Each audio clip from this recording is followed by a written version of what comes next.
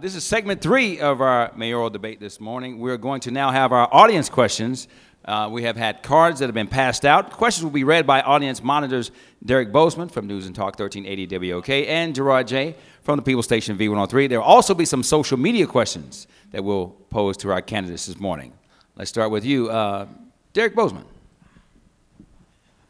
All right, these questions have been sent forward, so they are not mine. Let's just make sure that we say that. And they've been directed to specific people. Keisha Lansbottom, what specifically are your plans to provide more positive opportunities for young people? Thank you. I think there has to be a collaboration with the city specifically so that we can expand opportunities for young people. I worked tirelessly to make sure that all of our recreation centers were open. Now that they are open, we have to fortify the programming in those recreation centers.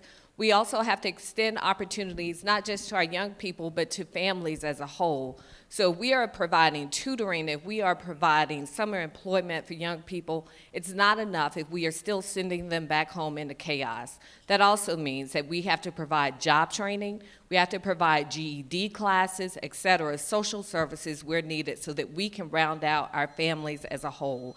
But the most important part is that our young people have access in their communities where they have access to expand their employment opportunities and also fortify their education opportunities. Well, this goes to everybody, starting with Mr. Amon. Given the high racial climate in this country, a listener from our live stream would like every candidate to declare their party affiliation, Democrat, Republican, Green Party, or other.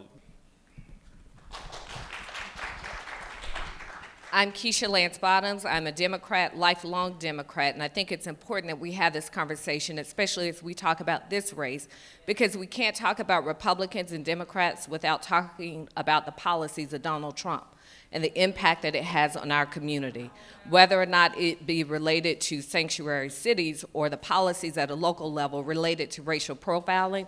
It's important that we know where people stand and that we don't hide behind where we stand. We should all proudly own our party affiliation and all of the values that go along with it. That is why I am very proud to say that I am a Democrat, and I am the only candidate who has publicly called upon our national legislatures to explore the impeachment of Donald Trump. And I'm Mary Norwood, and I am a lifelong independent. I have never been involved in either political party. I've never been a member of either political party. My love is in the community. My love is in each neighborhood and each individual in this town. And so what I want to do as your next mayor is what I have done through 3 terms as your city council representative, and that is to care about each and every community. I have been protecting communities and preserving neighborhoods for 25 years. I will do that for every single citizen in our town.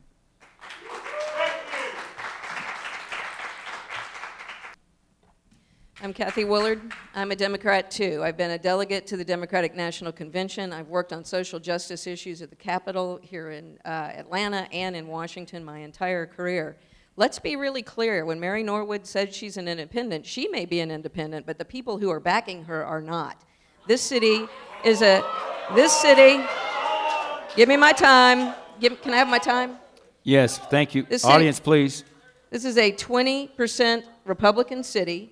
Those voters are clustered around Mary Norwood, and they want to steal the jewel in the crown.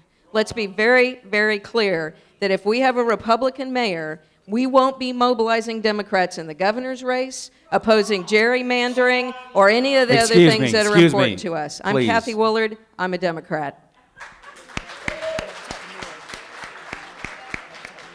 May I respond? Yes. Hold on, wait, guys.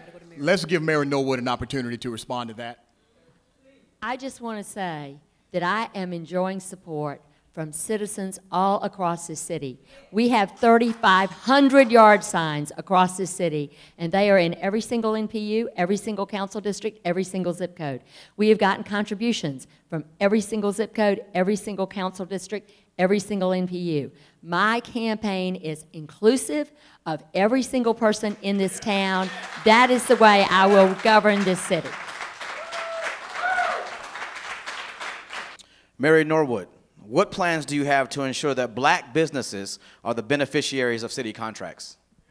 Well, I will make sure that we keep the MBE program, the Disadvantaged Minority Program, at the airport, in the city. I have been a strong proponent of making sure that everyone has equal access, and that includes all of our minority vendors.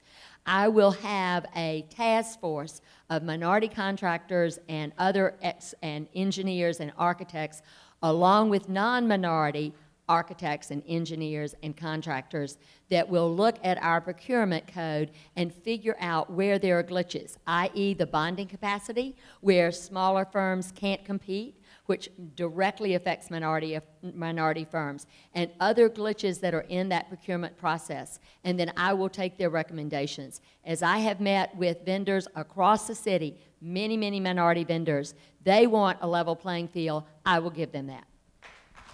We'll be back for our final segment after this, right here on News and Talk 1380 WOK and the People Station V103, the ATL's #1 for hip hop and R&B. Our Mayoral for 2017 continues right after this.